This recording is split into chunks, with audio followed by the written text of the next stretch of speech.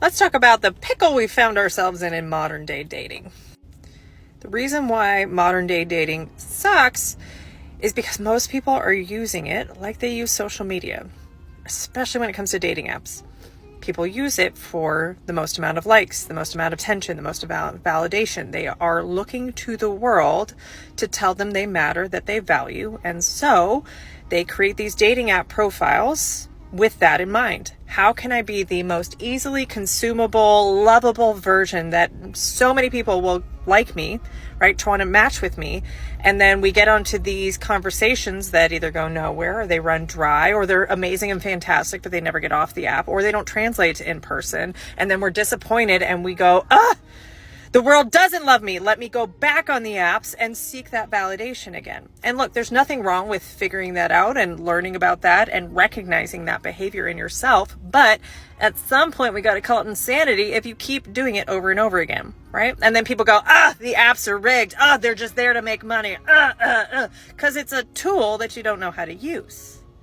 When you can actually look at dating apps for the tool that they are, and not all of the meaning that you want to place on about your worth and the dating pool in your area and whatever you want to blame the dating apps for, then you can actually start to use it for less matches, but more connection. What? Now look, when I got out of my 10-year marriage, I'd been with him for 13 years. When that man and I started dating, MySpace was a thing.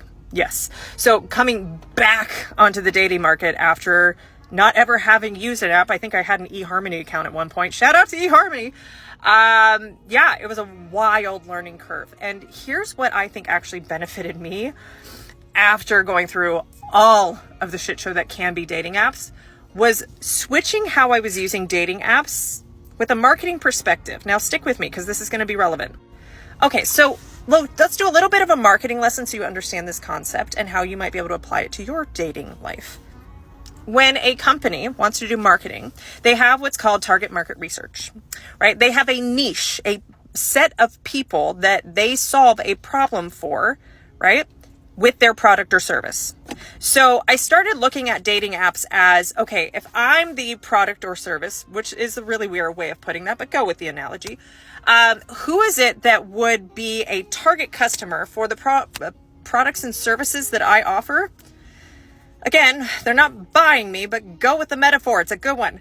So I started looking at, okay, who's my ideal client? Who's my ideal customer to date, to be in a relationship with? And the more I started going through what we'll label as standards, the better the dates and the connections became. So I looked at factors of, yes, there's the filters on the dating apps of like height and location and children and all that kind of stuff, like cool. But I started developing my own filters of what I would swipe on and what I wouldn't. And those can vary per person, but for me, I require somebody to be self-aware. Like you just have to have some level of understanding that your thoughts are actual things that exist inside your head and that they don't have to mean anything. Like we need a basis of understanding that. So I would only match with people who had some version of that mentioned on their profile, which means, yes, I swiped on a lot of people who may have that. They just didn't put it on their profile. But that's the thing, is that there's tons of options, at least for women, on these apps that I didn't want to match with anybody that didn't put that on there and put that out into the world, because I very much had that on my profile.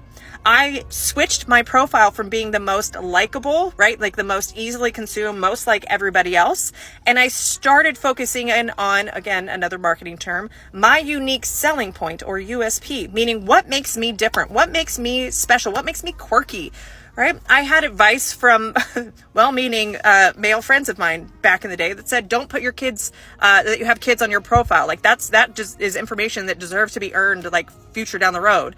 And I listened, and then I was like, but wait a second, I value that I'm a mom and I don't want anybody to think that I don't have kids. Like that's kind of a big factor. I also I started putting stuff on my profile that I figured guys wanted based on what guys were putting on their profile. And no offense, dudes, I love y'all, but y'all don't know how to create a dating app profile. Shit. All of this, I don't know what to put in my bio. I'm an open book. Just ask questions. Like, no, sir. So I started putting stuff that was authentic to me, right? I have drank the CrossFit Kool-Aid, judge me if you will, but I love it, right? See, I'm even wearing the merch. I put on there that personal development is a massive part of my life, and I am looking for a partner that also values personal growth, right? There is this concept in marketing that you are trying to repel the wrong types of customers as much as you are trying to attract the right types of customers. So I'm no longer trying to be the most consumable person on a dating app, right? I am putting stuff out there that is specific to the type of man I want to draw in, right? So that is just the initial marketing of myself based on the profile alone. Now, I have other, ways of filtering people out once a conversation starts. So maybe I'll do a part 2. You guys let me know if I want a part 2. And if you want to learn how to have better connections, even less matches, but better connections, dude, the Dating Collective coach, Kayle, if you haven't heard of him before, he and I are putting together a masterclass on how to swipe right, not wrong, so that you can actually start to date, not just on apps, but date from a place of high self-worth and high standards so that you stop self-abandoning from the jump. So we're doing that on July 18th. If you're interested in that, you can DM me the word swipe, and I will send you the link to get registered. We have a great synergy, a great collaboration. But let me know if you also want a part 2 to this series, and I'll talk about once we get off the app, or once we match, how do I filter out based on the conversation so that I don't have really dry, boring dinner dates ad nauseum.